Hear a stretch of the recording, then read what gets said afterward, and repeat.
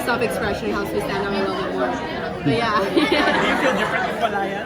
I feel empty. I feel empty. It helps me feel a little bit more unique in a way, and it's my little thing. I love to put little bracelets everywhere. A lot of the times I also have rings on for this kind of. I love it. I think back when I didn't talk as much, because I'm a talker now. I love to talk and talk and talk and talk. But back when I didn't talk that much, I think more non-verbal forms of communication were my thing. So fashion was one of them. So I would always wear the most outrageous outfits sometimes, and like also with painting and different. I think I mentioned that on stage earlier.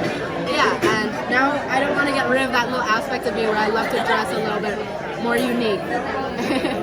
Hey man, paano ka nakapasok sa status?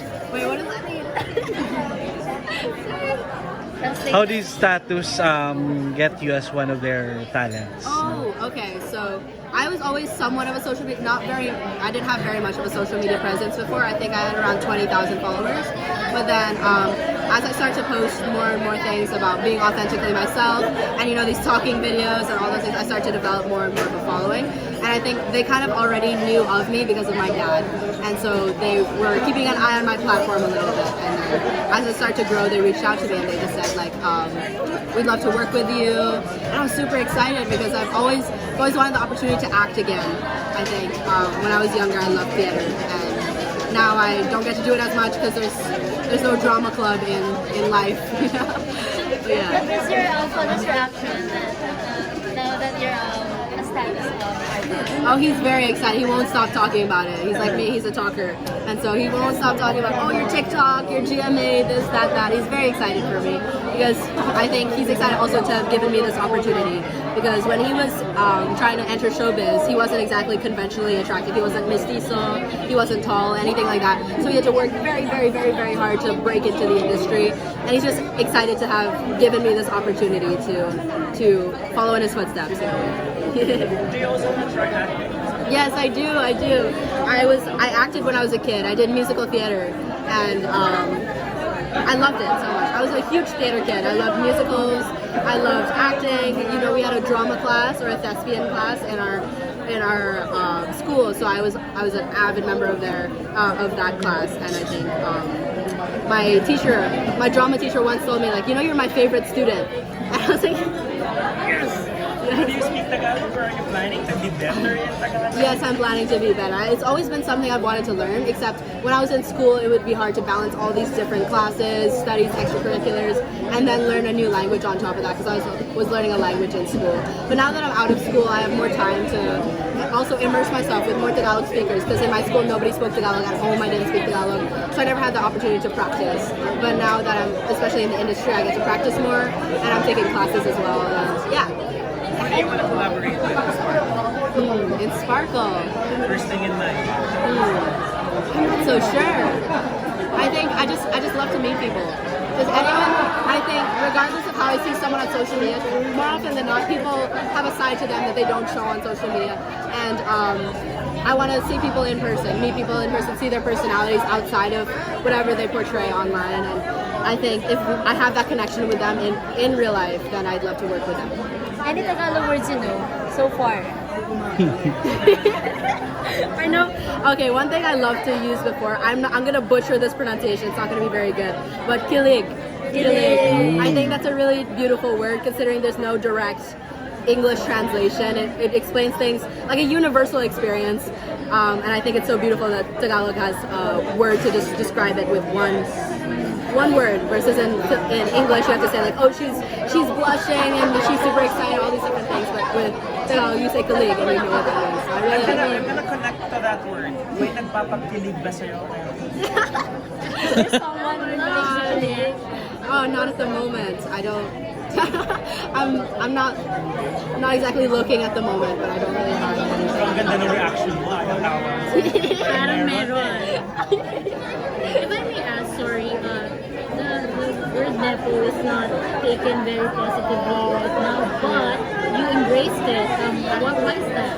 I think before I started to work with GMA, even people would tell me like, oh, you wouldn't have had this, you wouldn't have had that. Like for example, I'll post something where I did gymnastics when I was younger, or I'll post a video that went viral, or I'll post something like that. And there's always going to be a comment, you wouldn't have had this without your parents, or like, you know, nepo baby, anything like that. And I think the way I use it is not exactly with pride, it's more of, I'm laughing with you guys. I'm not being laughed at, I'm laughing with you guys. So I don't use it as like, oh yeah, nepotism, woo, you know what I mean?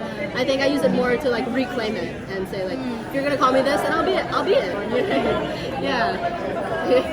I'm kind of curious. Where did you get that trait of being talkative? Sorry? Where did you get that trait of being talkative? I think when I was younger, I was always the type to interrupt in class. I was always very loud, you know, in the hallways. I do cartwheels. I was a very like outgoing person. And then I think in high school I was bullied, and I think that kind of suppressed a lot of that personality for a while. And so I was a very quiet person, very shy, anxious. I was a very, very, very timid person. And then I think after I graduated high school, I slowly started to come out of my shell a bit more. And I think I like to call it talking dead, because I didn't talk for so long throughout the years of high school. And now it's just like I can't stop talking because I didn't have the opportunity before in a way. I'm gonna touch a little bit on the recent social media thing when you talked about it. Yeah. And maybe my question is, do you think you're ready with the Filipino culture because you're becoming mainstream for status? Do you think kaya to like fit in into the way? I think it's always been difficult for me, even before being mainstream or before entering the social media space, because I go to an international school, right? So I've always spoken English in school, at home, everywhere. Everyone that I knew spoke English. It was never really something that was a struggle for me. But then I started to question my own identity and my own self, because I'd go to America, and when you go to the U.S., because I have an American accent, you know what I mean? When you go to the U.S., people would expect, oh, she's not a Filipino, she has an American accent, bring her there, whatever. But when I go there, there's a clear distinction of I'm not one of these people. I don't feel American. I don't feel like I'm from the U.S. And so I don't belong there. At the same time, in the Philippines, I'll talk to a local Filipino, they'll be like, oh, where are you from? They won't automatically assume I'm Filipino. And so it's kind of this thing that I've had to juggle with for a while, where like, am I really Filipino? And I talked to someone who is a very, who's an advocate for the Filipinos in many different forms. And I talked to them about how I struggled with this kind of thing of, am I really Filipino? And they told me, being Filipino is not speaking a language, it's not practicing traditions. Being Filipino is your blood, and it's your support for your people. And I think that's what I'd like to follow. Like, even though I can't speak Tagalog, even though I don't know these different subcultures of Filipino history, different things, I think I have this unwavering support and unwavering pride of being a Filipino, and I hope that's enough at least. Yeah. I hope you don't mind. What was your first reaction when the comments went out already? And then number two, you posted your reply. Did you ask your dad's advice? Okay, so like I said, I was bullied in high school, and so I always had people in real life, not online, telling me these different things, people talking bad about me behind my back.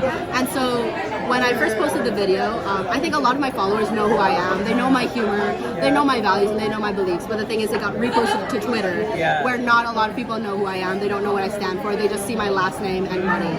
And so it didn't really affect me at first, because I was like, I dealt with this before. People saying things about me even though they know nothing about me. And so at first it was, I was unaffected, and that's when I made the video. So I saw a few comments on Twitter, I saw the article, and then I think my first reaction was also, I need to protect myself. I need to protect my mental health. Yeah. And so I only looked at a few things on Twitter before I was like, okay, no, this is gonna affect me. And then I read the article, and that's what I based my statement off of, which was, I guess, a mistake, because I didn't get to see everyone's points of view, everyone's sides, and so I didn't get to see where everyone was coming from in a way, and so that caused a lot more backlash. Just last question. Yeah, sorry, it caused a lot more backlash, and then I think when the hate was at its peak, people were starting to comment different things, because I can take hate on my looks. I don't care if you think I'm ugly, I don't care if you think I'm annoying, all of those things, but what people were basically hating on was my values and my beliefs. And that's really what got me, I guess. It really hurt me, because I don't care about being ugly or being annoying or being loud or any of these things, but when you start to comment things about how I don't care, how I'm insensitive, how I'm ignorant, that's when it really it got to me, and I think people were also telling me you should kill yourself, you're useless, disappointment, talentless, and that's when I was just in my room and I was just crying for a bit. And then I think I have a history of mental health struggles, and so I remember this thought got into my head, like, what if I just disappeared? What if I wasn't here anymore? What if And you the disappeared, minute deactivate our social media? no, what if I just like I just didn't exist basically? And the minute that thought entered my head, I stopped myself. I stopped all my thoughts. I wiped my tears. I looked in the mirror and I gave myself a 10-minute pep talk, just talking like, you faced this in high school, you faced this in childhood.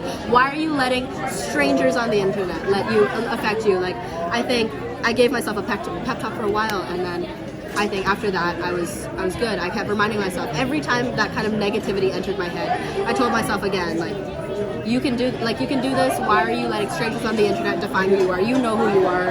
I know who I am. I know my values. I know my beliefs. And regardless of what people who don't know me are commenting about those said beliefs, I'm still comfortable in the fact that I know myself and I know who I am. And yeah. What was his advice when you posted the reply? My dad, honestly, he didn't know about the backlash at first because he doesn't check Twitter, and so he only knew about it once I posted my statement already, and then he just told me the same thing: don't let people affect you.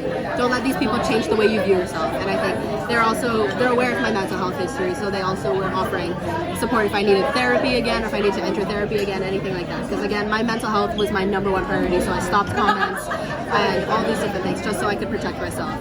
And yeah.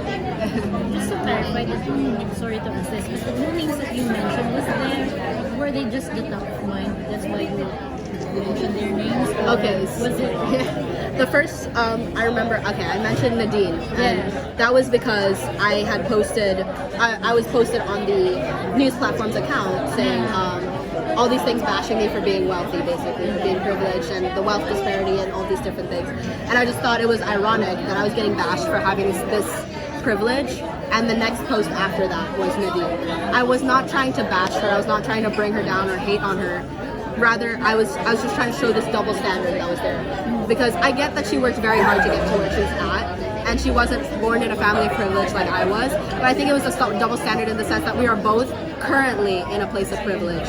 And because I can't control where I was born, what family I was born into, what financial situation I was born into, so I thought it was frustrating. Like, what am I supposed to do? You know? And yeah.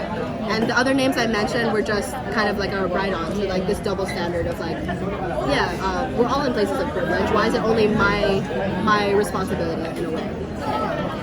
Thank you. Sige, man.